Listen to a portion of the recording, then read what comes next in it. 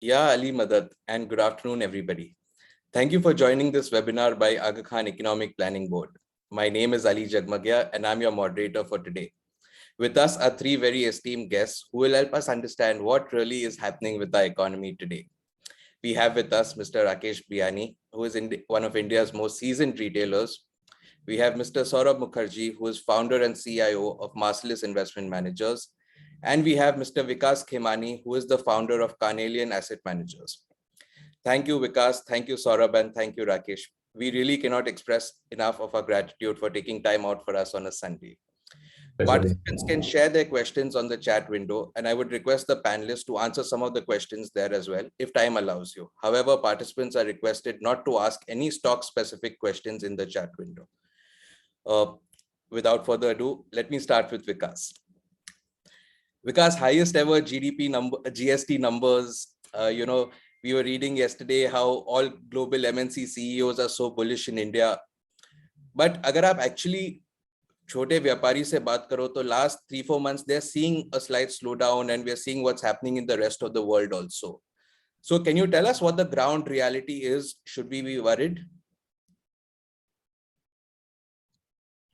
Hi, Ali.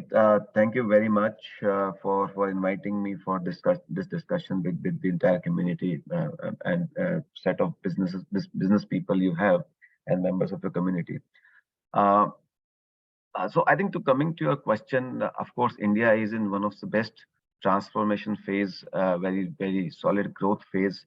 And today we have multi-pronged growth which is happening across the board, whether it be talk about manufacturing, technology, banking.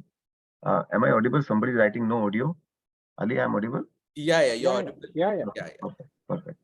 So I think India is in one of its best transformation phase based on multifaceted growth, manufacturing, technology, banking is in solid space, infrastructure. Across the board we are seeing very balanced and great growth. And of course, this is backed by a lot of reforms which were carried out over the last 5-7 years, and GST being one of the most prominent.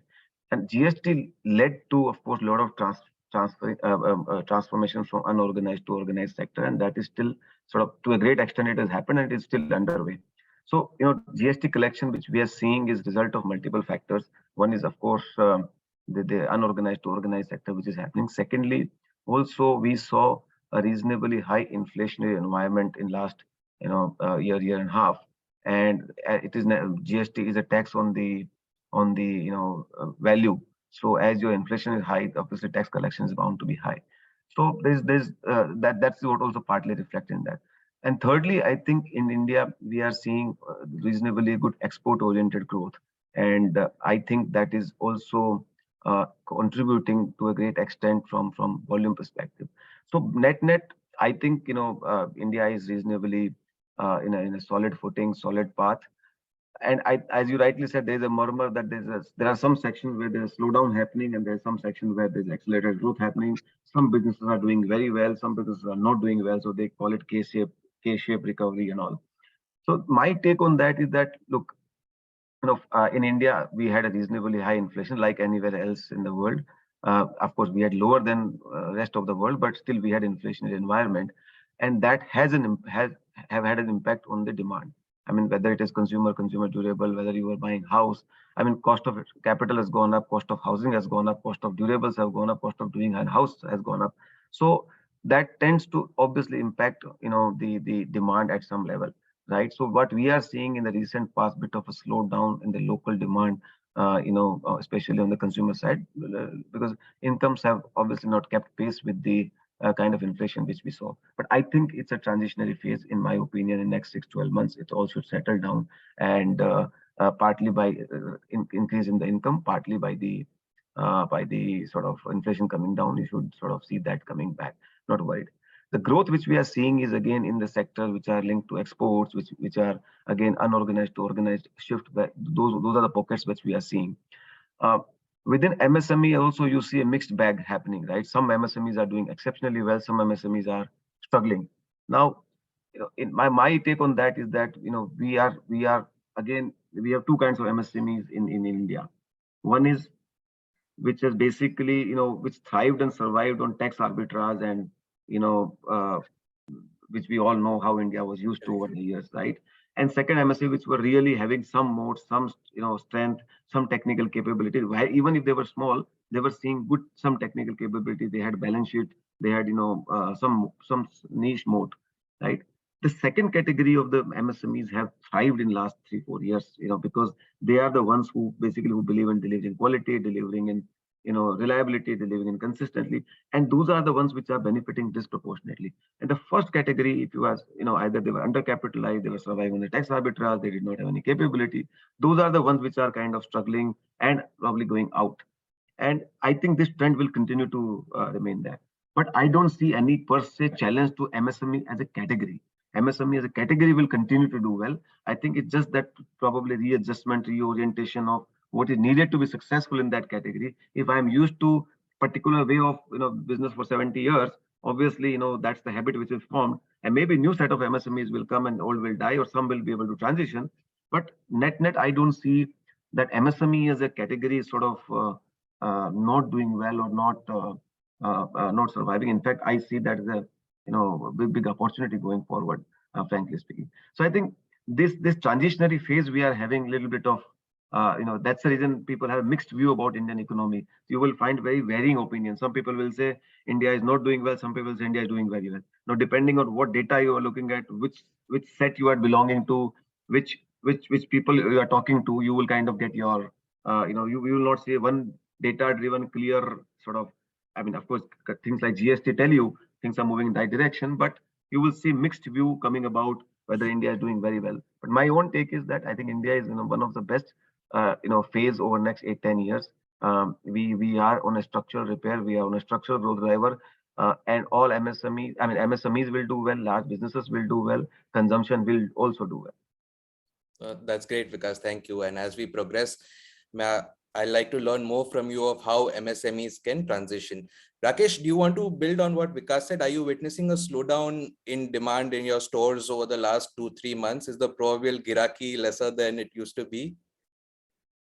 So, firstly, I think I sort of completely agree with Vikas's assessment, and he's very spot on in terms of his view around the economy. I think India is absolutely in great sweet spot. Yes, after the last few years of turmoil with COVID, etc., and the high inflations, there's some amount of transition which is taking place. But if you simply look at the promise that India offers, I think I saw some newspaper clippings which were being showcased, and I can only say the fact that yes, India is the most resilient economy. And there is going to be a tremendous amount of growth opportunity as we come out of in the next couple of years from now. But the transition that Vikas referred to, which is really the transition of really understanding the impact of GST, moving away from tax arbitrage to really creating value-added products and providing value to consumers. And that's a very important shift that a lot of the people need to think about. What one needs to understand is that the consumer is changing because there's income level rising among the consumer. And once inflation settles down, there will be a little more disposable income at large. But with the kind of exposure that people have, their expectation on product and service is also going through a change. And that's a shift that people need to do if they need to be relevant in the period that is going to come ahead in the next 5 to 7 years. And that shift is a very, very important one. Even if I look at last few months of trading, I would say, again, it's like a mixed bag. There will be some months when the business has not done well. There are some months which the business have done very well. If I look at the immediate past month, April for us has been quite good. Our performance was very strong. And on all parameters, I think the way we responded to the needs of the consumer, the shift that we have done in our product strategy has worked. So one of the things that people also need to understand is that the role of the organized sector or the organization that is taking place in distribution is going to become bigger and bigger. And what the larger people do is, ultimately they will keep discovering efficiency. And as more efficiency comes, the value proposition that they could create would attract a lot more customers to them. But that does not mean the fact that there is no role for an MSME. I think there is a role. The role is about thinking through what is it that I can do better in terms of creating better value. It could be through a product strategy, product innovation, or it could be a service innovation. Either of the three is possible to do so. So personally, I'm in sync. I think the promise of this country is tremendous. If you know, the last 7-8 years, the only thing that we've been doing is that we've been just building onto on the past and ensuring the fact that we continue to remain in the positive. We have to just, of course, forget the aberrations of the couple of years of COVID. Yeah. Great, thanks. Saurabh, any views from आपकी तरफ से, any views on whether एक slowdown चल रहा है अभी India में? Just briefly. कभी पूछना नहीं चाहिए लोगों से, क्योंकि जब पूछते हो स्लो डाउन चल रहा है नहीं, जो हार रहा है, जो पिट रहा है, वो ज्यादा चूचू करता है. जो जीतता है इंडिया में, विजेता हमेशा मुंह बंद रखता है. Right? So in every industry, the Virat Kohli, the MS Dhoni type player, guy who's cleaning up, right? I keep saying, right? 80-90% profit हर एक इंडस्ट्री में, 80%, 90% एक बंदा उठा लेता है. Naturally, for good reason, that guy keeps his mouth shut. The other people who are cleaned out, naturally, and if I were them, I would also complain कि boss मेरा बर्बाद हो रहा है. Vikas put it nicely, Rakesh ji put it nicely कि formalization चल रहा है. So formalization is also a trigger for consolidation. So till 5-6 years ago, I couldn't understand this, right? इसलिए मैं काफी लोगों से पूछता था, SMEs से पूछता था, dealers, distributors से पूछता था, and they would say फट रहा है सब कुछ. And then I would see, as Vikas said, GST का number sparkling है, GDP growth अच्छा है, bank credit offtake अच्छा है, steel demand आ रहा है, freight demand आ रहा है. So क्या problem हो रहा है? Problem हो रहा है, the country is consolidating. That's how all economies modernize. Every single economy on the face of this planet consolidates, right? छोटे लोग खत्म हो जाते हैं, and every industry, whether it is say brownies and pastries for the Bombay market, whether it is potassium permanganate, whether it is emulsifiers, whether it is paint, whether it is banking, every industry consolidates as economic development proceeds. वही हो रहा है हमारे देश में. But because the losers outnumbers the winners, I would say by a factor of 100:1, आवाज हमेशा negative आएगी. But if you want to win in India, you have to see through the noise and look at the signal. The signal is a consistent consolidation of economic might and power in the hands of a few people. Thanks, Saurabh. Assume I'm one of the 100 losers. What advice would you give me? So हर एक loser winner हो सकता है. So आपको example देता हूँ. It's a question of thinking through your business strategy properly. So let's take, say, cakes and cookies. Right? Cakes and cookies, you would think, how do I dominate? How do I become a consolidator? What can my bakery have that the bakery next door doesn't have, right? And all of us have seen, I live in Bombay, but I've seen this in Kolkata as well. The older bakeries, purane zamane ke bakeries, family-run bakeries, shutting down, right? Some of them are, different alag-alag communities se hote hain, but purane zamane ke family-run bakeries shut down as the next generation says we want to work in a 5-star hotel, or we want to migrate to migrate abroad and work abroad. But in the same country, you've seen Theobroma come up. We've all seen Theobroma come up from that one shop in Colaba Causeway, right? Kainaz Meswan started there. The Theobroma near my house in Powai, I would say, does aram se saal mein 20-30 crore top line, right? So I look at the product prices, I look at prati item kitna bechti hai wo, and then I look at multiply by number of people walking into that shop in Powai. I reckon just one shop, the Powai Theobroma itself, 20-30 crore karta hoga. Speaking to other friends in the baking industry, यहाँ पे operating margin, gross margins and operating margins अच्छे होते हैं. So I would reckon the Theobroma owners earn several $1 million a year, right? Now it's not as if they've gone and raised a ton of money from Blackstone या Sequoia से बहुत बड़ा पैसा उठाया है. Just that she's thought through how to give Ali and Vikas and Saurabh and Rakesh, yummy pastries, really high quality, whether it's veg or non-veg, patties, sandwiches, fresh stuff bought every morning to the store, displayed in an attractive manner, high standard of food. I think they've got a patisserie in Chembur, from what I've heard, the patisserie in Chembur. So वही category जहाँ पे बाकी लोग तबाह, वही छोटे cakes का category जहाँ पे बाकी लोग तबाह, this lady has built a multi-million dollar, I would say probably worth hundreds of millions of dollars valuation होगी उनकी business की. So that's how we need to be as SME owners, right? We can't say, wake up in the morning and say, macro क्या है, boss, interest rates कहाँ पे है, Fed ने क्या किया, वो सब बकवास चीजें हैं. You have to wake up in the morning and say, what can I do as a businessman to completely crush the competition and make my business worth hundreds of millions of dollars. So that's why I keep telling people macro पे मत focus कीजिए, कुछ जिंदगी में पैसे नहीं बनते, macro पे focus कीजिए. समझिए how do you build your business a moated fortress franchise which makes you and your employees very, very rich. So thanks. I think Saurabh, that's invaluable. Vikas, you want to share any tips on how a small business can transition, how a small जो business आज disrupt हो गया है, तकलीफ में जा रहा है, वो कैसे transition कर सकता है to benefit from the new India? अगर आपको न्यू इंडिया में बिजनेस करना है तो आपको न्यू इंडिया के हिसाब से सोचना पड़ेगा. अगर आप पुराने सोच से ही और पुराने तरीके से काम करते जाओगे तो इसमें कोई, वो चाहे वो कहीं पे भी हो, कोई नहीं, क्योंकि हर समय में एक नया बदलाव आता है और बदलाव के साथ जो जो ऑर्गेनाइजेशन पेश रखता है, चाहे वो रेगुलेटरी पर्सपेक्टिव से हो, चाहे वो कंज्यूमर ट्रेंड पर्सपेक्टिव से हो, जो कंज्यूमर 10 साल पहले था वो आज कंज्यूमर अलग है और अगले 10 साल में वो कंज्यूमर कंप्लीट अलग होगा. तो उस जो माइंडसेट करने वाले, मतलब उस माइंडसेट के साथ चेंज करने के लिए साथ रखेंगे, वो ही विनर हो पाएंगे. आप जैसे कि आप राकेश जी शायद बताएंगे अपनी सक्सेस स्टोरी जब वो बात करेंगे कि एक फ्यूचर ग्रुप का माइंडसेट था, पर आप देखिए उन्होंने पिछले 1-1.5 साल में कितनी बड़ी सक्सेस, एंड मैं उनको उनका बताने दूंगा, पर कितनी बड़ी सक्सेस एक छोटे से समय में कर पाई, क्योंकि ये हाईली कॉम्पिटिटिव इंडस्ट्री के अंदर भी, जिसमें dog Yeats dog kind of situation है, उसमें भी इन्होंने एक छोटे समय में कितनी अच्छी ग्रोथ कर ली. उसका कारण क्या है? क्योंकि इनकी सोच अलग है. इनके पास आइडिया था, इनके पास आइडिया था, जुनून था और पैसे देने वाले हैं, पर इन्होंने छोटे समय में एक हाईली कॉम्पिटिटिव इंडस्ट्री में एक, आप आज के समय तो उसको एमएसएमई कह सकते हैं, शायद वो बड़े फ्यूचर बन जाएगा, पर इन्होंने खड़ा किया. राइट? क्यों? क्योंकि इन्होंने सोचा नए कंज्यूमर को क्या चाहिए, किस मार्केट में मैं जाऊं. इन्होंने ये नहीं सोचा कि जैसे सब लोग कर रहे हैं वैसे ही मैं करूं. तो ये शायद हर एमएसएमई या हर बिजनेस करने वाले को आज सोचना पड़ेगा, चाहे वो कोई भी इंडस्ट्री में हो. वो हर इंडस्ट्री के साथ ये लागू होता है. और दूसरा, जो पुरानी आदतें हैं वो तो छोड़नी पड़ेगी, कि जो आदमी हमें टैक्स चोरी करने की आदी पड़ चुके थे पिछले 60-70 सालों से, वो अभी नहीं चलेगा, और जो करेगा वो आगे तकलीफ में आएगा. तो ये एक, अभी हम जिन कंपनीज को देखते हैं कि भी जो कंपनी के अंदर कस्टमर की रिलायबिलिटी है, वो क्वालिटी देता है और कस्टमर का विश्वास जितने जीत लिया, और जिसने वो विश्वास अच्छे खराब सब समय में जीत के रखा, हर साइकिल में जीत के रखा है, वो कस्टमर भी उसको खराब समय में साथ देता है.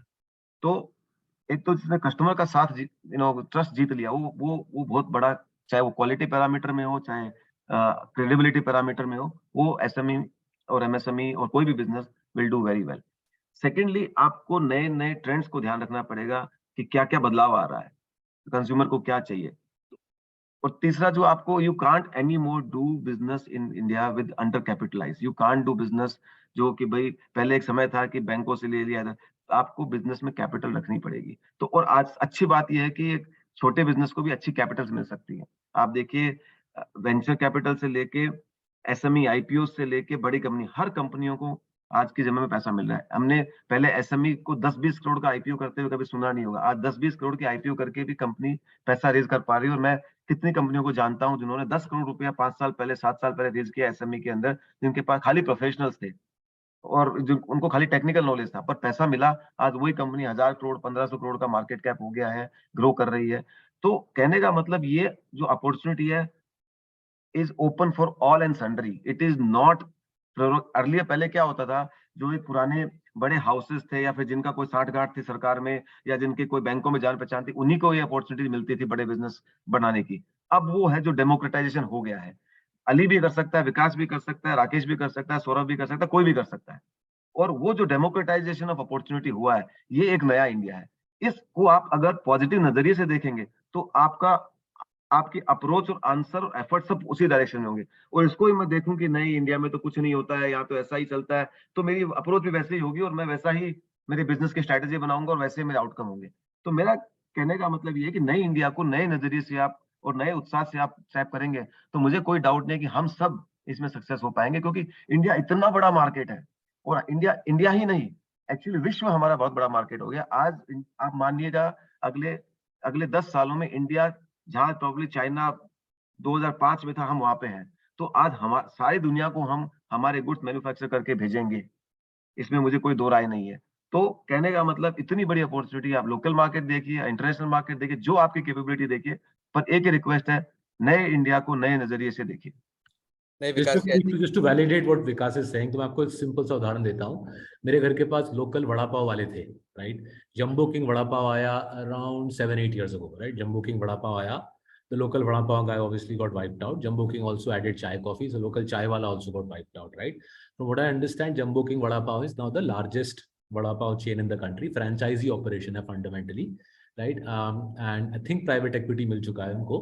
But in front of me, the vada pav industry and the local chai coffee industry consolidated.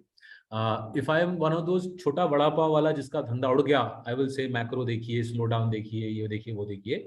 If I am the promoter of Jumbo King Vada Pav, I will validate exactly what Vikas Khemani said, that मैंने एक हजारों करोड़ का धंधा खड़ा कर लिया with a venture capital of private equity and then franchisee operation. मतलब हर franchisee पैसा लगा रहा है मेट्रो स्टेशन पे, रेलवे स्टेशन पे. And this is an example of New India, focused new entrepreneur, मेहनती इंसान. I don't think the promoter has some massive, खानदानी pedigree. He's a hardworking middle class guy like us. दिमाग का इस्तेमाल, market में formalisation का spotting, and you take an informal industry, consolidate it and make yourself very successful. A lot of Marcellus clients who have done this, right? उन सब ने मेरे को ये किताब पढ़ने को बोला था, मेरे को बहुत फायदा हुआ. The book called Focus by a gentleman called Al Ries. Focus by Al Ries. You can buy it on Amazon. काफी सारे Marcellus clients are of the same ilk, right? They're small SME owners who have made themselves very successful by capturing niche industries which are formalizing, and as Vikas said, with booming demand.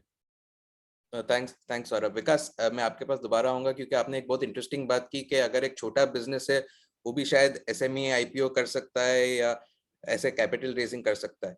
तो अगर मेरा आज business है, how do I prepare it कि मुझे SME IPO से पैसा मिले, मुझे वेंचर कैपिटल से पैसा मिले? मतलब कुछ हमको थोड़ा बताएंगे इसके बारे में please.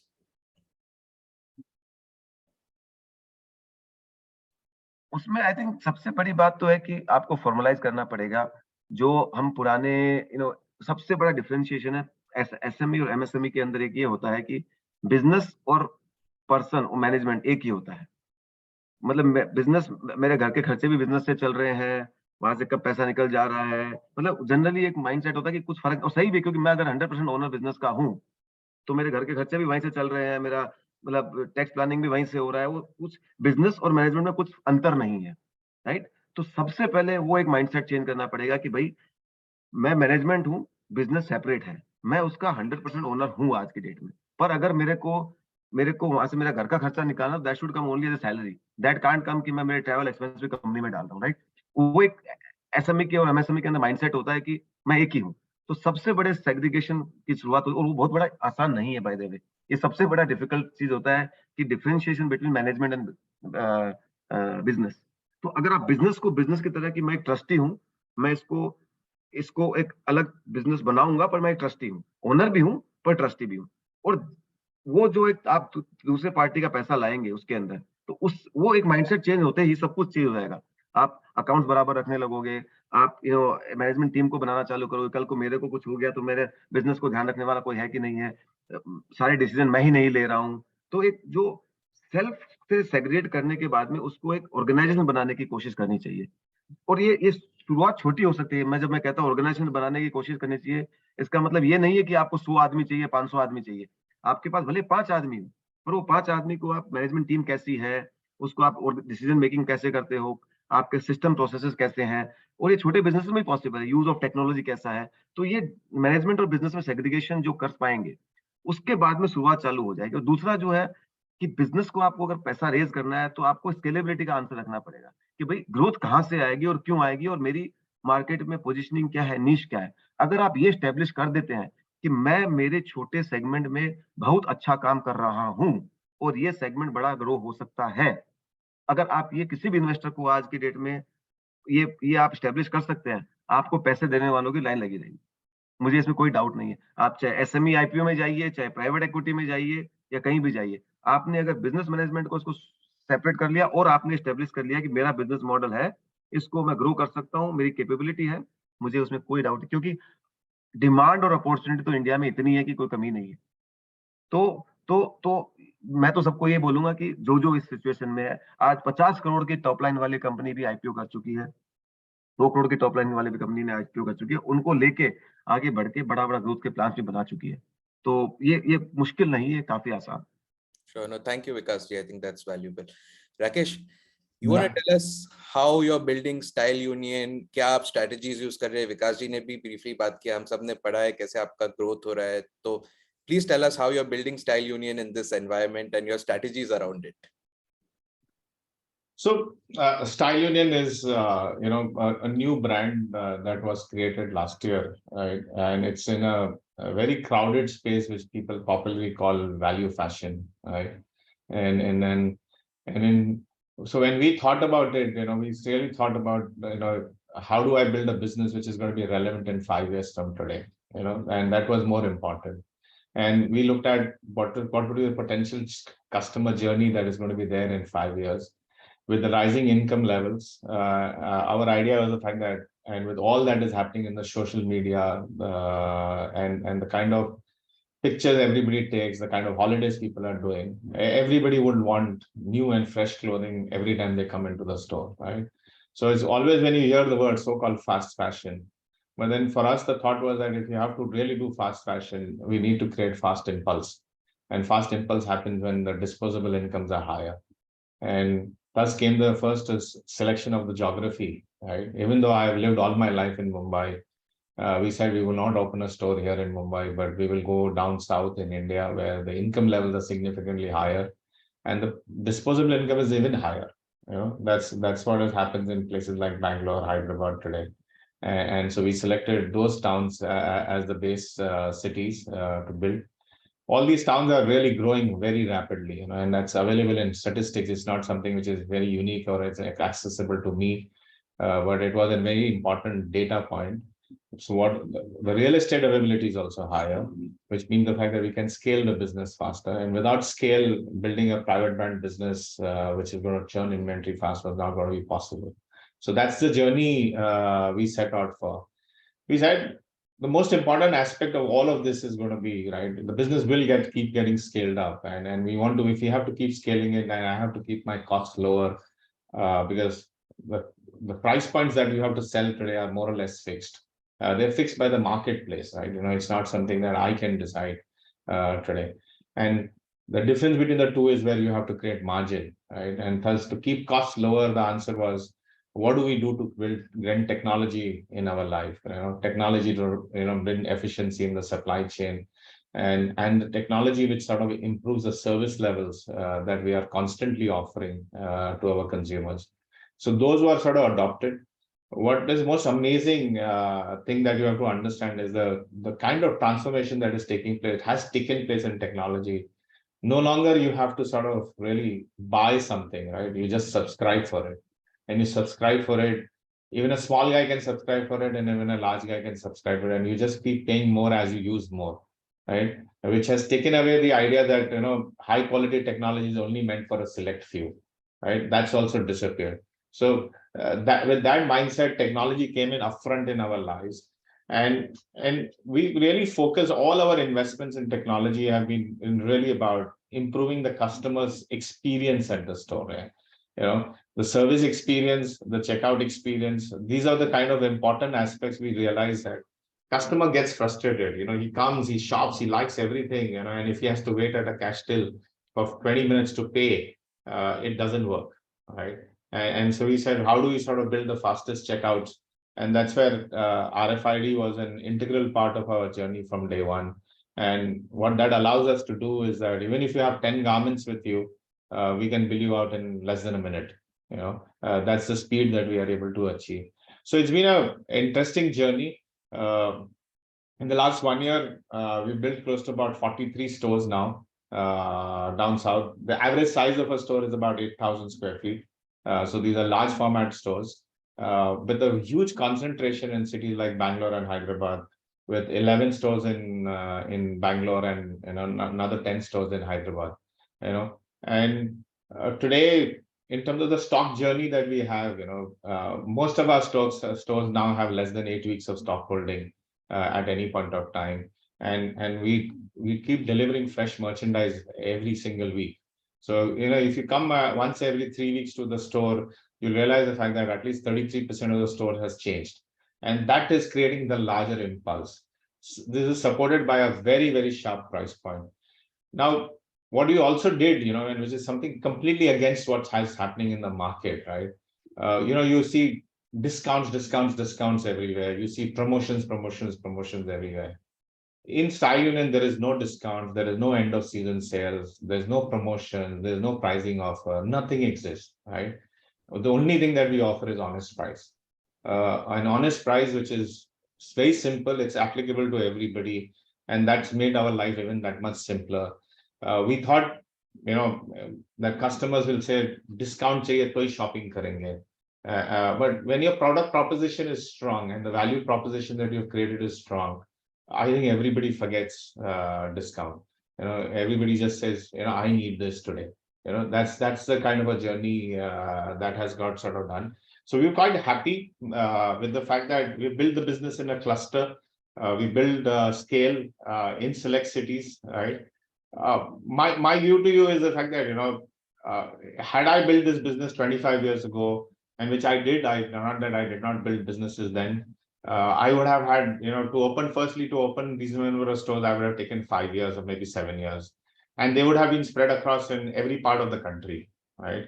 But the size and scale of this country is so large today, right, that you don't need to have a national presence, right? I think having a good, strong regional presence, or even if you have a presence in a part of the city, in some cases, that's also good enough right now, right?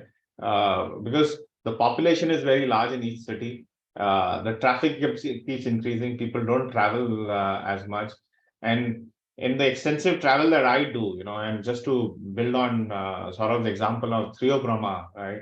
Well, there is a Theobroma, which has become a national chain of great product quality, etc.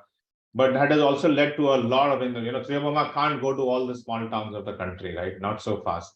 But in the small towns today, when I travel, you see chains of cake stores there.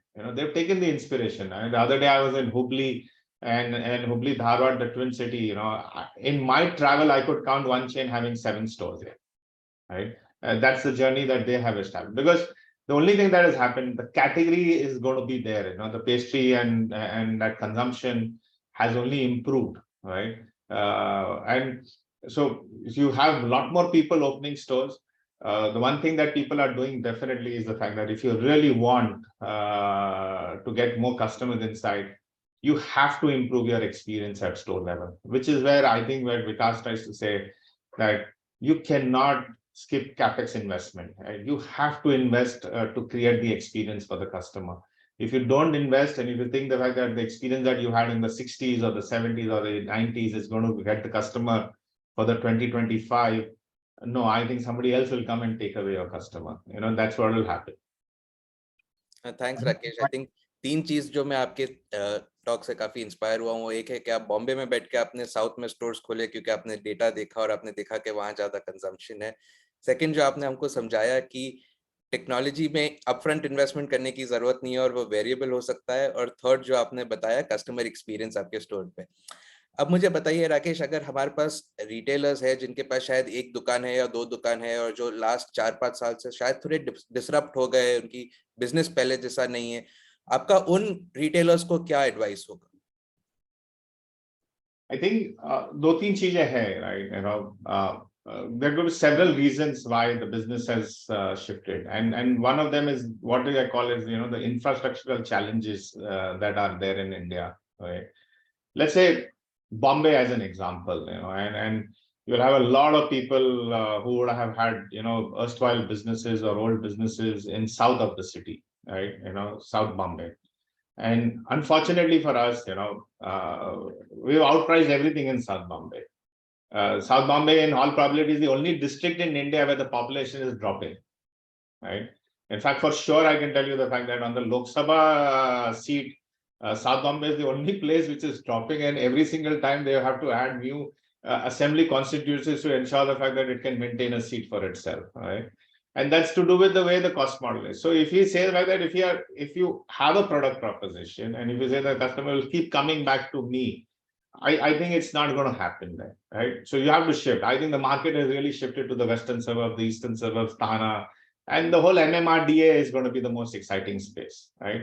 Now, depending on the scale that you want to do, in a city like Mumbai, I would sort of pick up a subsection of let's say maybe I want to go and just do business only in Kalyan Thana, Dombivli side. Or rather go and build some new businesses there for a proposition that works there, right?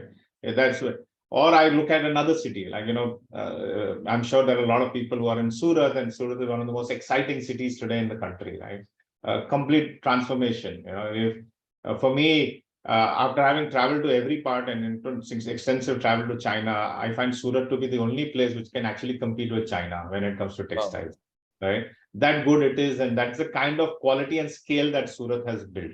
So it can compete. And thus, when Vikas says the fact that we will be big exporters, I have no doubt, we will, because we are building those efficiencies, we are building the scale which will allow us to survive, right? So I say at least the retailers are concerned, they need to sort of two things. One is to think through, I can't just always just stick to, because I own the property, I will continue to be there. And if you want to stay there, then I think you have to find another business model. Right now in South Bombay, from a trading business model to a service business model is a better model to go to, right? And that's what you see a lot of shops getting transformed to, right? So that's one journey that is happening. The other is also to really think hard about, what is my product proposition and what have I done to change my proposition, Is it relevant for the income level that people are having today? That's another question that people have to put to themselves. आपने ये जो trading और service का transition की बात की, थोड़ा उस पे elaborate करेंगे please? So what I mean by trading is like, trading is when you're buying goods and you're selling goods, you're buying, let's say, small materials, etc. See, with the rising income level, what is happening, right? The certain standard consumptions are not going to go anymore up, right? People can't eat more beyond a certain level, right? But now, at the same point in time, a lot more people are happy to eat out more frequently now, right? And that's the reason why Triobama is surviving, right? Had Triobama remained only at Colaba, would it be what it would have become? It could not have had.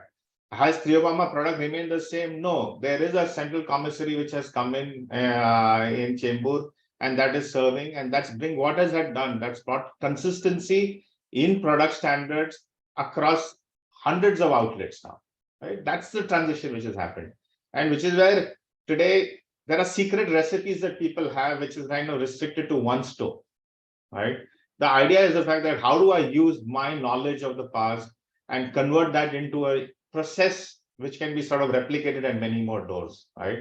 That's the journey that has to happen, because the population is large, the income is large, but people can't travel as much in this country anymore.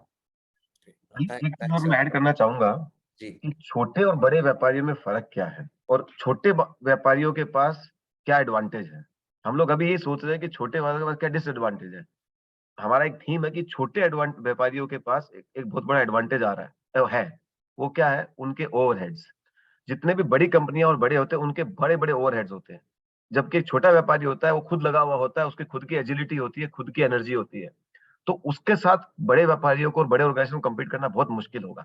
And मैं मानता हूँ, जैसे आपको एक example बताता हूँ, अभी Blinkit आया है, राइट? वो जाके अभी काफी डिलीवरी का बिजनेस वगैरह क्रिएट कर रहा है, राइट? पर वो मेरा हिसाब से 5 साल में पैसा नहीं बना सकता है। पर छोटा व्यापारी उसको कम्पीट किससे करना है? एक छोटी दुकान वाले के साथ जो खुद का स्टोर चला रहा है। अगर वो व्यापारी अपने दुकान से सिमिलर सर्विस करने की क्षमता रखता है और अपने आप को एनेबल कर लेता है, और फॉर्चुनेटली भी टेक्नोलॉजी का डेमोक्रेटाइजेशन ऐसा हो गया है कि छोटे से छोटा व्यापारी टेक्नोलॉजी रख सकता है। बहुत सारे सॉल्यूशन अवेलेबल है। तो टेक्नोलॉजी को अडॉप्ट करके और अपने जो ओवरहेड्स है उसको अगर अपना एडवांटेज बनाएंगे, तो मुझे लगता है कम्पीट करने की बड़ी बड़ी क्षमता बनेगी। जैसे ओएनडीसी करके एक नया प्लेटफॉर्म बन रहा है, मेरे हिसाब से ओएनडीसी काफी बड़े प्लेटफॉर्म को डिस्टर्ब कर देगा। जो अपन को आज हमें अमेज़न वगैरह से जो थ्रेट लग रही है, वो सब सारी थ्रेट कम हो जाएगी। एक बड़े व्यापारी और छोटे व्यापारी में ओएनडीसी आने के वाले बहुत ज्यादा फर्क नहीं पड़ेगा। जैसे कि अभी कहीं कहीं इम्प्लीमेंट हो चुका है, तो अभी आपने बॉम्बे में ओएनडीसी से यूज करके आप जोमेटो कहीं से भी आप कोई भी क्यूएसआर से फूड ऑर्डर कर सकते हैं, राइट? जो पहले खाली जोमेटो स्विगी का, अभी ऐसे 10 प्लेटफॉर्म आ सकते हैं जहां से आप फूड ऑर्डर कर सकते हैं। तो मेरा कहने का मतलब, टेक्नोलॉजी का जो डेमोक्रेटाइजेशन हो रहा है और जो छोटे एंटरप्रेन्योर का ओवरहेड स्ट्रक्चर है, वो दोनों एक बहुत बड़े एडवांटेज है अकॉर्डिंग टू। नहीं, very good point Vikas ji. In fact, Vikasji, besides being a master stock picker, you've also invested and become a partner in the iconic Tips Frankie brand, a brand most of us have grown up eating. So tell me, what did you like about Tips Frankie ke aapne usme invest kiya, and what's your vision for the business going ahead? I mean, clearly, as you said that, in Bombay, all of us have grown up and, lived with the brand. And, today also, this is the one brand which cuts across all age groups. I have seen old, young kids, everybody loving it, relishing it. I have seen it cuts across all strata of society. I have seen rich, including Ambanis, to people like me, to everybody eating that. So across all strata of societies, eat. So and this is our own Indian QSR. There's no homegrown QSR brand which India has, right? So our vision is that how can we convert this and this product is a very native product. This is not a sort of borrowed product from somewhere else. It's a product which is innovated in India for India and for Indian palate. So I think there's a huge potential which I saw, and there's a great brand recall. And I'm sure in fullness of time we will be able to inshallah. I mean, who knows the future, but at least intention तो ये है कि इसको एक national level की chain बनाया जाए. आज हम 5 सिटीज में हैं, हैदराबाद में हैं, चेन्नई में, दिल्ली, बैंगलोर, गोवा, बॉम्बे में हैं. तो धीरे धीरे बढ़ा रहे हैं. पर आइडिया है कि हमको हर गली और कोने में टिप्स के ब्रांड दिखे. बस तो make India proud for our having homegrown India brand. Nice, lovely. Inshallah, that will happen. I mean, I'm sure. Saurabh, coming to you now. हमारे ऑडियंस में और हमारे कम्युनिटी में ब्रॉडली एक ट्रेंड है कि you want to migrate to Canada or America for more economic opportunities or a better quality of life. Talking from a 10-year point of view, how would you compare India versus Canada and America? Okay. So as I've said at the beginning, and a lot of people are asking macro mat pucho yaar, macro se kuch hota nahi hai. There's a different way to think about the world. So my parents migrated from India when I was 14, and my wife and I migrated back to India when I was 31, barring my wife, myself, and our bachas. Almost everybody else stays abroad. So why do we carry on living here? So it's actually quite easy to build a mental model कि आपको हिंदुस्तान में रहना चाहिए या अगले flight से निकलना चाहिए.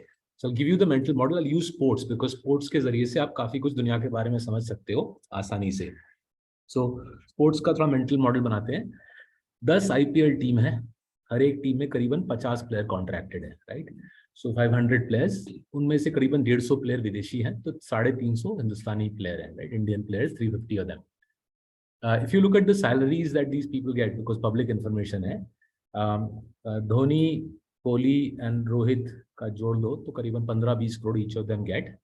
And if you look at the endorsements Dhoni, Kohli and Rohit do, I reckon each of them pull in anywhere between 80 to 100 CR a year, right? So the top 3 players in Indian cricket will be taking home roughly 300 crores, 300 crores every year between the 3 of them, right? And I'm pretty sure the remaining 350 Indian players in the IPL, 350 player Indian hai, 150 Videshi hai. I'm pretty sure the remaining 350 Indian players, between them will earn maximum 20-30 crore, right? So the point that I'm making is, like in cricket, as in every other industry, we see the same polarization. The top 1%, Dhoni, Kohli, Rohit, will take home 80-90% of the rewards open to cricketers in the country, right? ये चीज cricket में होती है, आप global tennis के earnings देखो, same होता है, golf में होता है. Any competitive construct, right? Top 1%, 80-90% upside ले जाएंगे. Whether आप इंडिया में रहो, आप कनाडा में रहो, आप यूएस में रहो, ये बदलेगा नहीं, right? Top 1% सारा मलाई ले जाएगा in a free market construct. Now where the difference kicks in is as follows. If you're an ordinary player in the IPL, between IPL and Ranji, remember IPL के सबसे lowest salary है 10 lakhs a year. Decent players get 10-20 lakhs a year. आप कुछ coaching कर लोगे शायद. An ordinary Indian cricketer, मतलब रणजी खेल रहा है, IPL खेल रहा है, but not a superstar, will take home around 30 to 40 lakhs a year, right? Which is not bad, and it's a damn sight better than what the ordinary cricketers in the 80s used to get. In the 80s, I remember, other than Gavaskar, Azharuddin and Kapil Dev, even the India Test cricketers used to live in two-bedroom flats in the distant suburbs of Delhi, right? So I remember Mohindra Amarnath used to stay close to my school, and ordinary se two-bedroom flat mein Mohindra Amarnath ji rehte the, right? So the ordinary IPL cricketer today will have a comparable life to a Test cricketer from the 80s and 90s, right? But the challenge is this: because it is so competitive to play in the IPL, even for that 30, 40 lakhs, that guy will have to fight hard. He'll have to work on his technique. He'll have to stay fit. He'll have to stay on top of his game because lakhs of other bachas are going to be pushing into the IPL. So here is the takeaway. If you believe you're going to be in the top 1%, and if you can do the sorts of businesses that Rakesh and Vikas are referring to, आप बना सकते हो अपने business को world class. आप India में रहिए, you'll have a great life here. But if you believe you're in the other 99%, then you'll have a reasonable life. 30, 40, 50 lakhs का life होगा India में, which is a reasonable life. But you'll have to fight really hard. You'll have to stay fit. You'll have to stay on top of your game. Whereas in contrast, अगर आप England में देखो county cricketer का, ordinary county cricketer, वो साल में 50-70 हजार 80 हजार पाउंड कमा लेगा, 50-80 lakhs कमा लेगा, and there isn't that much competition. ऐसा नहीं कि यूएस में या कनाडा में या इंग्लैंड में there is huge amounts of competition in the lower strata of sport, right? So if you believe you're not world class, if you believe it's difficult for you to be a winner, अगर आपको लगता है आप जीत नहीं सकते India में, you don't have the the appetite for the hard work, and to each his own, right? Not everybody wants to wake up in the morning and work hard for 30-40 years across a playing career. If you believe you're not up for the hard work, the mehnat, and you don't quite have the dimag for it, then I think taking a flight out of India might not be a bad option, because you learn as much there, adjusted for inflation and cost of living. You'll have a decent life in Canada or the Western world. But आपका लड़ाई जो संघर्ष India में करना पड़ता है to stay, even to hold on to ordinary earnings and as epitomized by ordinary Ranji cricketers, वो नहीं होगा. So अगर जिगर नहीं है और दिमाग नहीं है तो इंडिया से एग्जिट करना मेरे ख्याल से अच्छा आइडिया है. और if you have the heart for the fight and you have the entrepreneurial skills, this country is going to give you a great life. So I have relatives, right? Like everybody else, I have relatives in various parts of the world, and I still have some relatives in India. So when I meet relatives who don't quite have it in them, right? They say, "यार हमको शांति की life चाहिए, ज़्यादा मेहनत नहीं करना. I don't want to kill myself working 12-13 hours a day, and I also don't fancy myself as a big risk taker. मेरे को steady earnings चाहिए, कुछ ज़्यादा life में upside नहीं चाहिए." Then I tell them, आप US में किसी कॉलेज में ओहायो स्टेट यूनिवर्सिटी जैसा किसी जगह पे लेक्चरर बन जाओ और आपका गाड़ी कुत्ता घर होगा, लाइफ सुख चैन से आप जियोगे. So we have to to each his own, right? I know that 348 people listening. If you think you can be a Dhoni or a Rohit or a Mohammad Siraj or a Shubman Gill, आप India में रहो, India will be good to you, but you have to work hard and stay at it, right? It's not gonna be 1 साल में superstar हो गया या 5 साल में सुपरस्टार हो गया. You have to keep at it. The best businesses I see in India, the promoters even at the age of 60-70 are pounding away.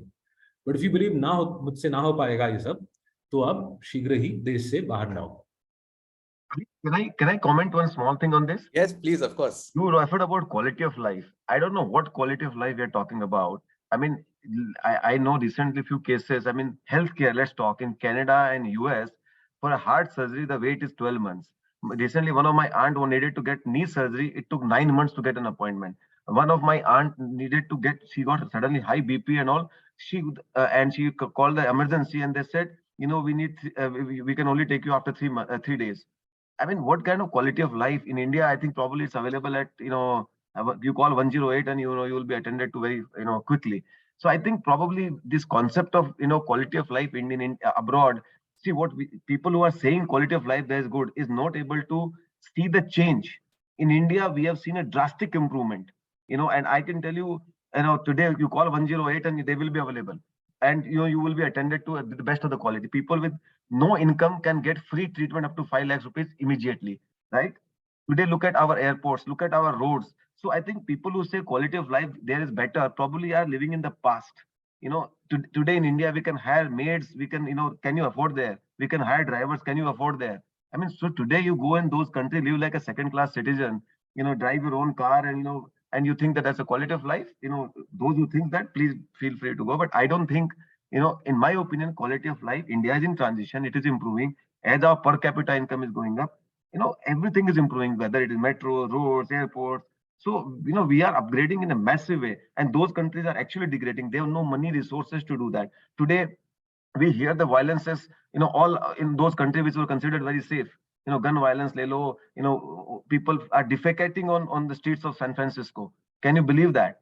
and people, homeless people are, moving on. So what kind of quality of life we're talking about? So according to me, India is going to be the place. And I slightly beg to disagree with Saurabh that, India will have opportunity for everyone. You don't have to be great. Even an average person can make average money and live a good life here. I don't think, when we have to, I mean, we all should be proud of being in India and live in India. I think migrating people would probably are not able to see the change which is happening in India. If you don't want to see that for whatever your perspective, more than welcome, anybody can go. But I think the key thing is to see what's happening in India. A powerful point. Rakesh, you want to build on this India versus West debate? Well, I'm a firm believer of India, and the reason I firmly believe is that I think the opportunity here is quite large, and the kind of transformation we're just, I think, the beginning of the transformation. The more you travel in India, you realize the fact that every part of India is moving forward. Right, the road networks have become better, and there's investment happening everywhere. Each investment ultimately leads to more job creation and more opportunities. So I think there is a lot more opportunity, but at the same time, I sort of agree with Saurabh saying that if you want to do well out here in this country, and if you want to be among the top star players, you will have to work a lot harder, right? It is not going to be the same as the past where थोड़ा काम किया पर जिंदगी अच्छी खासी चल गई, वो नहीं होने वाला है ना. खर्चे भी बढ़ेंगे, महंगाई भी बढ़ेगी, पर अपॉर्चुनिटी भी उतनी है कि आप इनकम भी और कर सकते हो. पर इनकम करने के लिए मेहनत बहुत ज्यादा करनी पड़ने वाली है, और जितनी ज्यादा मेहनत करोगे उतना रिटर्न मिलने वाला है. दूसरा, वाइल कंसोलिडेशन होएगा, बड़े बड़े लोग बनेंगे, सारी दुनिया में बने हैं, इसका मतलब ये नहीं हुआ है कि बाकी सब लोग खत्म हो गए उस दुनिया में भी. वहां पे भी लोग बचे हुए हैं, वहां पे भी लोग छोटे ट्रेडर काम करते हैं. मे भी शायद खुद का बिजनेस नहीं होगा, शायद दुकान के फसाड में किसी और बड़ी कंपनी का फ्रेंचाइज हो गया होगा, इतना ही शिफ्ट हुआ होगा. पर हर जगह पे कहीं ना कहीं लोकल आदमी तो चाहिए ही ना. लोकल आदमी के पास जो पावर है, जो उसके पास जो अंडरस्टैंडिंग है अपने लोकेलिटी की, अपनी कम्युनिटी की. सो जब विकास बोल रहे थे कि दैट ब्लिंकेट जैसा बिजनेस है, आप भी बना सकते हो, डेफिनेटली सरकार ने ओएनडीसी जैसा अमेजिंग प्लेटफॉर्म बनाने की कोशिश कर रहा है, which will be similar to what UPI has done, right, for the transfer of money. Seamless कर दिया लाइफ को. वैसे ओएनडीसी, आप ओएनडीसी के प्लेटफॉर्म पे अगर आप तैयार हो जाते हो थोड़ा भी इन्वेस्ट करके एंड उसको यूज करके, आप कस्टमर बेस को कितना बड़ा कर सकते हैं, राइट. वाइल ब्लिंकेट सालों लगाएगा, उसको तो एल्गोरिदम बनाना पड़ेगा. एल्गोरिदम में आने में डेटा आने में समय लगता है, उसके बाद में वो अपना असॉर्टमेंट चेंज करेगा. आप तो कस्टमर के बाद रोज सुनोगे, आप तुरंत असॉर्टमेंट चेंज कर सकते हो. That's the power of being a good entrepreneur, right. So entrepreneurs have to always understand the fact that they are always one notch ahead of a so-called algorithm also and so-called professional also, right? Because if I had to stay, I would stay here. My pitch to my own children, there's just too much opportunity. Yes, on the face of it, life may look easy and simple in the other parts of the world, but if you have the patience and if you are really serious about what your life should be in 10-15 years and you want to participate in that, then India is the place. I can say to you the fact that I've traveled in China for almost 20 years plus, maybe 25 years. I've seen stunning transformation. We are seeing small seeds of those transformation in this country, very, very small seeds. Okay, we will be a slower process of change, but it's fine, but all of that will happen here, right? So life will be better here. Everything will also definitely improve in this country. But one thing is for sure, I've seen my nana and I've seen my father, grandfather, etc. Unka thought process on business. इतना पता है कि that पुराने जैसे घर बैठे कमाई आती रहेगी, वो काम नहीं हो पाने वाला है. So can I just, Ali, give two examples Yes, of the sort of businesses which do really well in India? Yes. And these are not giant businesses, but they are exemplars of India में क्या चलता है और क्या नहीं चलता. So let me just do, and this was actually a big surprise for me as Marcellus came along. तो मैंने जब Marcellus शुरू किया था 5 साल पहले, मेरी उम्मीद थी कि हमारे देश के बड़े-बड़े फैमिली ऑफिस, बहुत रईस लोग हैं, और जो C-suite है, वाइस प्रेसिडेंट्स है इन्फोसिस के, HDFC बैंक के, एशियन पेंट्स के, उस प्रकार के लोग हमारे क्लाइंट्स हैं. कुछ हद तक वो हुए भी हैं, but the biggest chunk of our client base increasingly are SME owners in the age bracket of 30 to 50. तो इसके मैं 2 उदाहरण देता हूँ. पहला है हमारा एक डिस्ट्रीब्यूटर है वेस्टर्न इंडिया के एक छोटे शहर में, करीबन 100 क्लाइंट लाया है। साल में उनकी कमाई होती है 1 से 1.5 crore, right. He earns from us 1 to 1.5 crores of commission, and उसके कुछ खास खर्चे नहीं है। So his take home after tax will be 70-80 lakhs, right? Now he works bloody hard because I know the performance हमारी डिप होती है, तो क्लाइंट्स को समझाता है कि आप होल्ड कीजिए, व्हाट्सएप में हर रोज हमारे वीडियोस लेके भेजता है, हमारे वेबसाइट से न्यूज़लेटर्स लेके भेजता है। बंदा बहुत मेहनत करता है for the 70-80 lakhs he earns, but for him it's transformational. 70-80 lakhs nobody in his family has ever earned.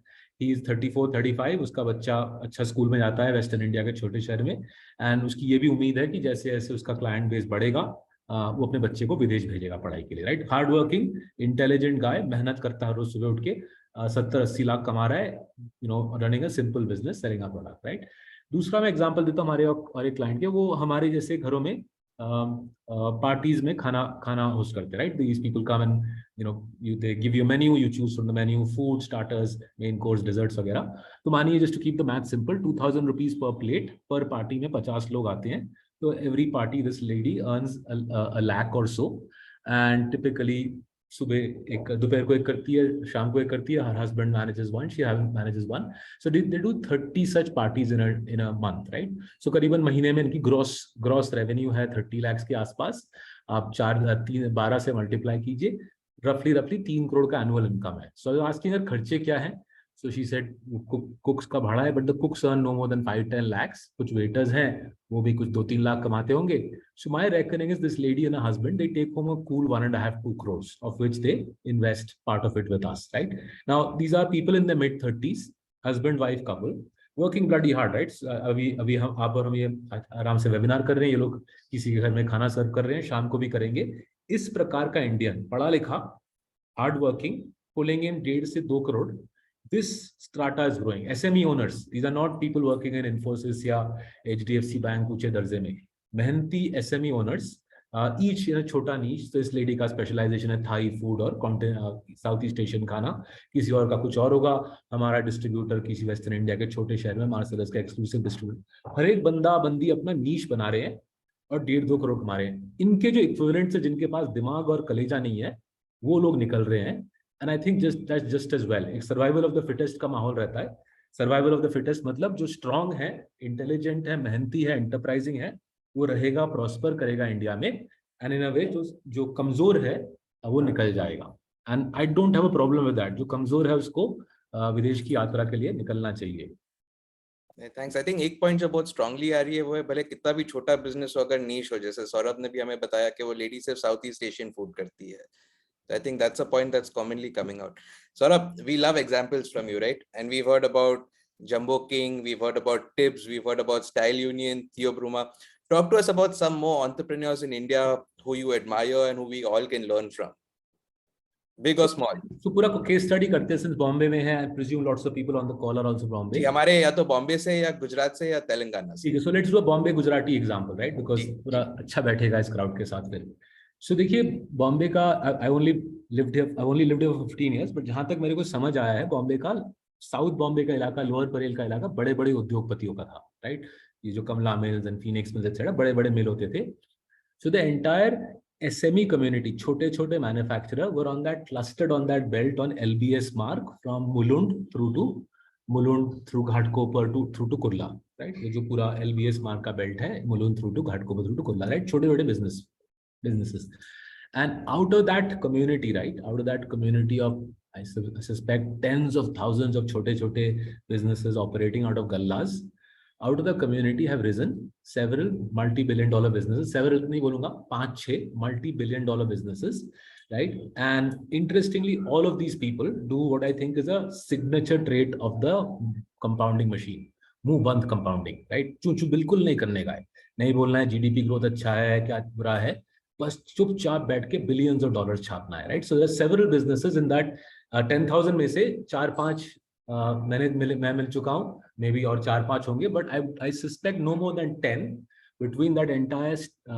LBS Marg का area, starting from Mulund Checknaka all the way to Kurla, right. Straight road है, एंड अगर वो रोड का extent length में देखो, 5 मेरे नजर में 5 multi-billion-dollar बिजनेसेस हैं, शायद 5 और होंगे। सो So a kind of representative of a successful business from this belt is Fine Organics, right? Fine Organics is a representative business, right? This is a Gujarati family where the founders started in 1972. UD City के graduates थे, UD City के graduates थे. 73-74 में, somewhere in the mid 70s, they went to Nusli Wadia साहब and said, Wadia जी आप Britannia के एमल्सिफायर्स विदेश से लेते हो, आप हमारा भी एक बार कोशिश कर लीजिए, right? So Nusli Wadia and Britannia gave them the first big break in the mid 70s emulsifiers में. फिर 80s के दशक में वो पार्ले के साथ जुड़े, पार्ले के emulsifiers भी इन्हीं के पास से आते हैं.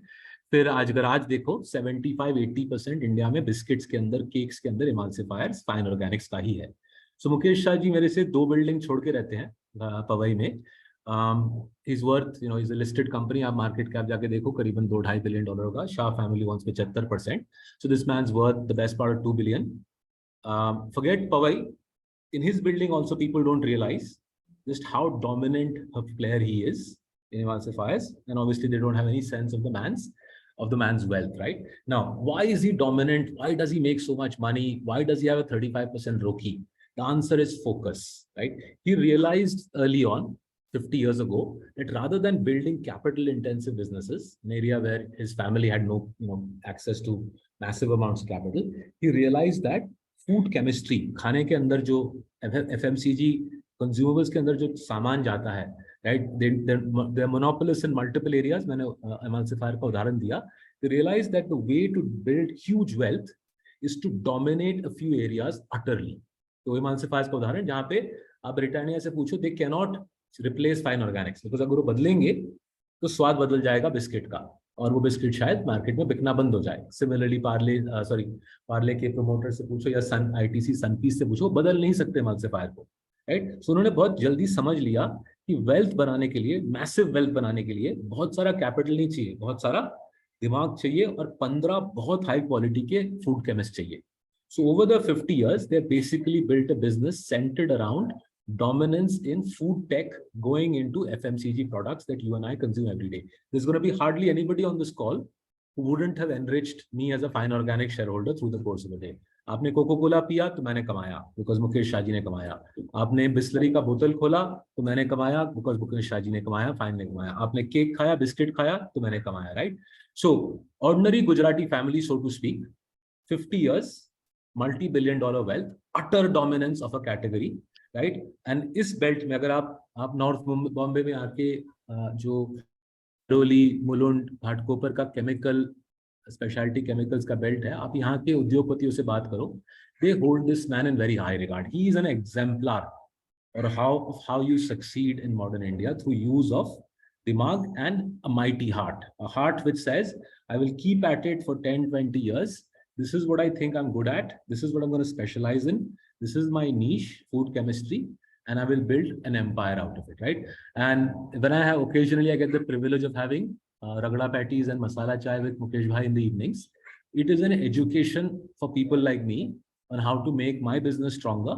And at the same time, I figure out how his wealth, his family's wealth, उनके अगले जो next couple of generations की wealth कैसे compound होगी by building more monopolies in FMCG, right? FMCG के अंदर जो सामान जाता है, so FMCG है इंडस्ट्री जहाँ पे end level पे, consumer level पे मेरे ख्याल से ROCs अच्छे से पिट जाएंगी, because FMCG में as Rakesh ji is explaining and Vikas is explaining, technology distribution के modes को तोड़ देगा, और FMCG का जो producer है उसकी ROC cost of capital जुड़ जाएगी, लेकिन FMCG के पीछे जो ancillary है वो Intel Inside वाली story हो जाएगी.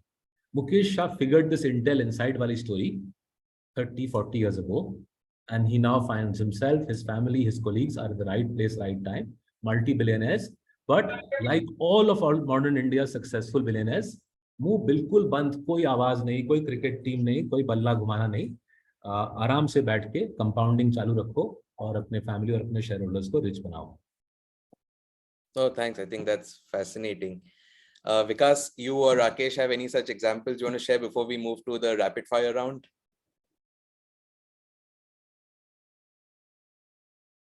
Vikas, I think you're mute. Yeah.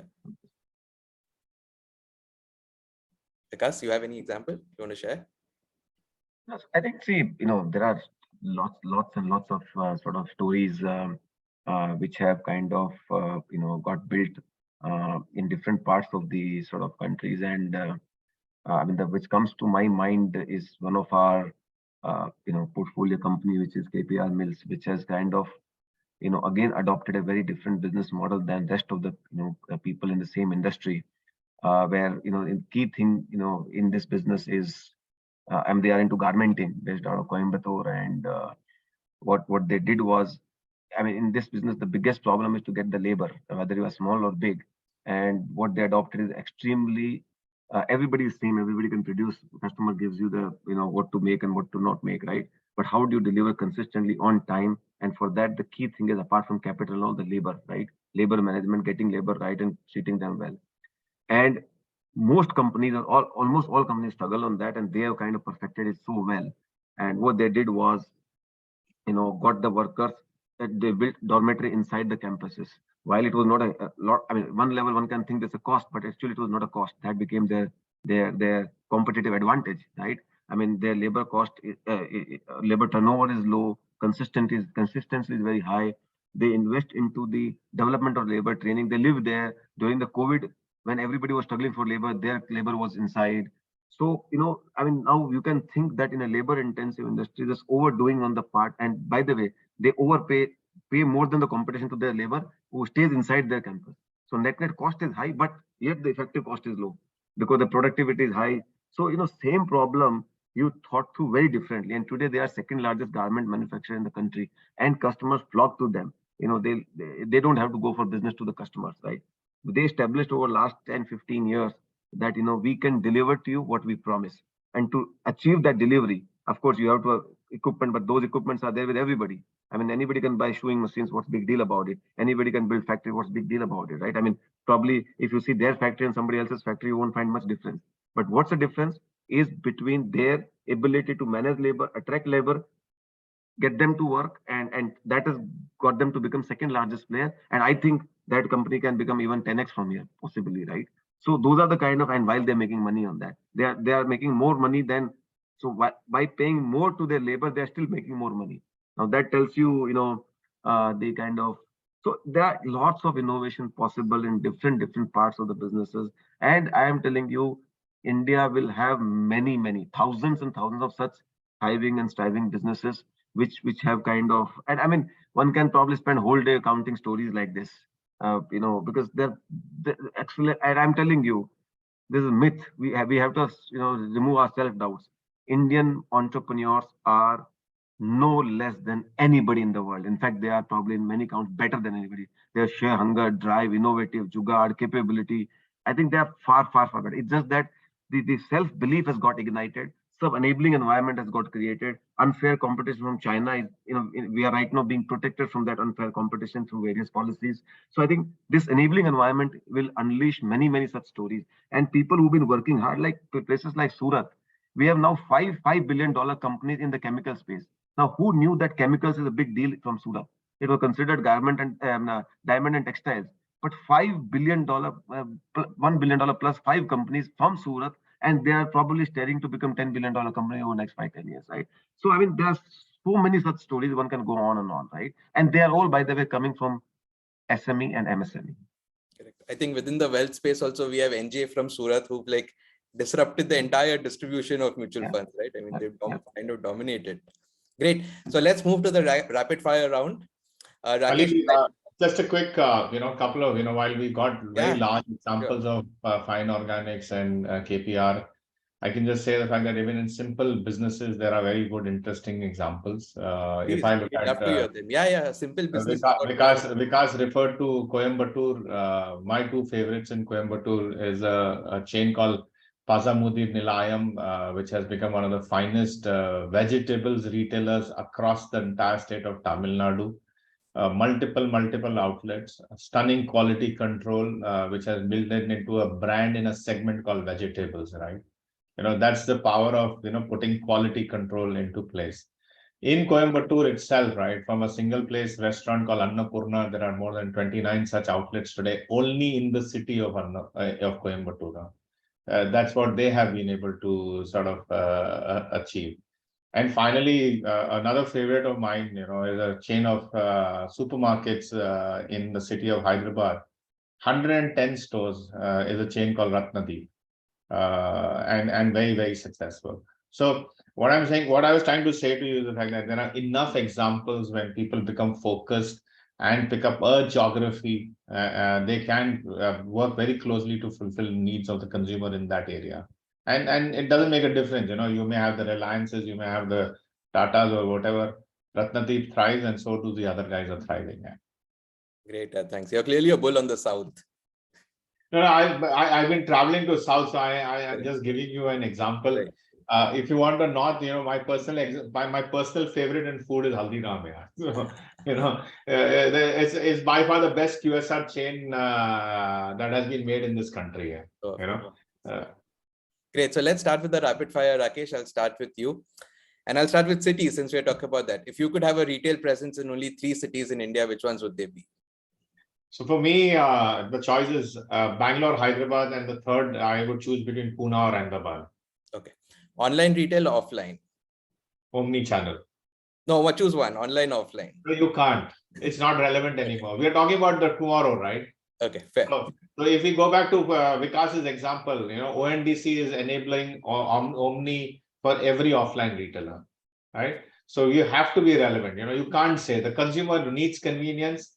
There is a government which is working to create convenience for every small trader, every small person. So it has to be Omni. We just can't say I will not deliver anymore. Fair. An Indian retailer you really admire?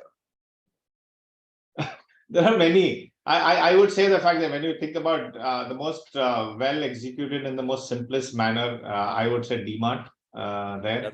And if it's in my category of clothing, then my favorite right now is definitely Trend. And you can't take away anything from the Maliks in terms of what they have done with Metro, Mochi. It's just outstanding. 3 things that worry you about India. Worry. I think we are so positive about it. Worries get addressed on their own. Don't worry about anything. Yeah. Be patient is very critical. Great. Thanks, Rakesh. We move on to Vikas. Vikas, a newspaper, magazine you always read. I read all the economic newspapers, Economic Times, Business Standard, Mint. These are my. I start my day with these things, so I don't miss them. Okay. What do you think will create more wealth for our viewers? Investing in quality stocks that you and Saurabh pick, or growing their own businesses? I think what you. It's not like a choice between two, right? I mean, there's no doubt that growing your own business will create disproportionately large wealth, right? There's no doubt in that, right? So, of course, you got to build if you are an entrepreneur, you got to build your business. There's no doubt on that. But of course, if you want to be, and you always want to have some money away from the business, which has to get invested into high quality stocks. So in my opinion, it doesn't have to be a choice. You got to do both. Your entire capital can't be in your business. But at the same time, whatever your surplus capital has to go in high quality businesses. Correct. Great. 3 skills you would acquire if you were 20. I think, I wish, I was more, let's say too much. I had more reading habits when I was in my 20s. So, of course, it has evolved, but more reading habits. I knew how to manage myself more emotionally, much better way. So I would say, meditation. And lastly, I think a lot of people think that spirituality is the journey which should start only after their 40s and 50s. And I think earlier somebody start this journey on spirituality, their life will be far, far more better than, and more anchored than what all of us can imagine. So if somebody got introduced me to spirituality in my early 20s, I would have been a very different person. Thanks. A mega trend you foresee? 2. One is manufacturing. I think everybody has looked down upon manufacturing, and according to me, manufacturing is going to be very big opportunity for all class. And secondly, contrary to common belief, I see rise of MSMEs. Wow, thanks. Let's move on to Saurabh. Saurabh, if you were to advise an Indian graduate today, would you recommend an MBA from IIM Ahmedabad or Stanford? MBA, I've never understood why people do it. Ali, I've said it several times. The real world is the best teacher. And even if you've studied, obviously, if you do an undergrad in business and accounting, MBA or भी super plus ban jata hai. But even if you study engineering or the sciences in university, starting a business career in a relatively well-run pharma company, or chemicals company, an engineering company, I think a couple of years of work experience, I think, is better suited to an MBA. I've never quite understood the fetish for doing MBAs, whether it's Indian or Videshi. Great. Okay. Fill in the blank with whatever you like. By 2050, India will be the second largest economy in the world. Wow. Okay. Second largest तो आसान है ना, आप 6% मारो, 5% नहीं मान लो, second largest तो हो जाएंगे. China is the fastest deindustrialization in human history. Okay. China will be the fastest deindustrialization in human history. So basically I'm fourth. We are almost at fourth. So Germany है, Japan है, China है आगे. China slides, Japan stagnates broadly where it is. Germany also stays where it is, and therefore 2050 the second largest in the world behind the United States. Super. Fill in the blank again. The recent bank meltdowns in America have taught me. Have brought me to ask myself, what exactly do regulators in the Western world get paid for? Yeah, I don't understand. Like a बच्चा could have foreseen, then anybody could have foreseen this was going to happen. आप महीने पे महीने rate बढ़ा रहे हो, दिमाग कहाँ पे है? कुछ तो दिमाग लगा लो, कुछ तो response. Yesterday, Warren Buffett said the same thing. And what are you doing there? You're in powerful positions of responsibility. And even now, you're sitting there and watching the banking system blow up every day and announcing completely inane macro policy. And this goes to the point Vikas was making an hour ago, right? The policy making quality is pathetic in the Western world. A mega trend you foresee. Both UK में और US में, right? दोनों जगह दिख रहा है. बिल्कुल. France is another example, but UK, US में because English बोलते हैं और हमारे काफी रिश्तेदार हैं. I've lived in these places. It's just crazy to watch these people destroy their countries. A mega trend you foresee. So one, I think, area which it's a mega trend which is already in the making, because in the Western world so many Indians have been now living there for 30-40 साल, and in सबके बच्चे are well educated, completely plugged into the Western elite. I reckon 10 साल बाद Fortune 500 के आधे से ज़्यादा CEOs will be either Indians or of Indian descent, right? So the Satya Nadella, Sundar Pichai, Ajay Banga type story बिल्कुल ubiquitous होगा. So obviously India में तो लोग होंगे ही. Our economy will be very big, but whatever is not Indian will be run by an Indian. Super. Clearly, all of us are India bulls. Vikas Khemani, Saurabh Mukherjee, Rakesh Biyani, thank you so much for your time on this Sunday. We've got a lot of insight, and I've thoroughly enjoyed moderating this session. Thank you so much. Thanks, Ali. Thanks, Vikas. Thanks, Ali. Thank you. Thanks.